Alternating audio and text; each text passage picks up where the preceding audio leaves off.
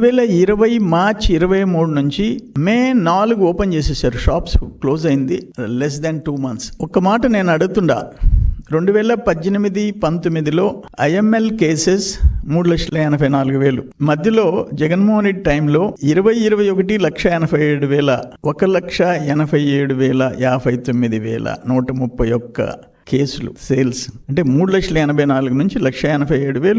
ఒకే ఊళ్ళో agri corona. 21-22 2,63,000 కేసులు.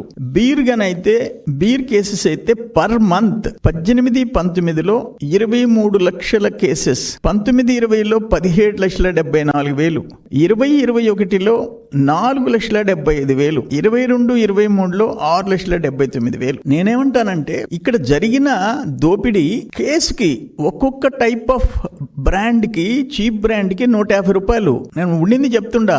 ఇంకొక బ్రాండ్ కి 250, ఇంకో బ్రాండ్ కి 350, 600. ఒక కేస్ అంటే 48 స్మాల్ బాటిల్స్, క్వార్టర్ బాటిల్స్ ఉంటాయి. అవి సపోజ్ ఒక దాంట్లో ఒక బాటిల్ 150, 250కి అమ్ముతారు బయట. ఇది త్రూ ఎక్సైజ్ డిపార్ట్మెంట్ స్కానింగ్ చేసి షాప్స్ కి పంపిస్తారు. ఇక్కడ Kasireddy and team, Jaganmohan Reddy team చేసింది ఏంటంటే స్కానింగ్ కి పోకుండా, డిపోకి పోకుండా, ఎక్సైజ్ డిపార్ట్మెంట్ డిపోకి పోకుండా డిస్టిలరీ టు నేరుగా సేల్స్.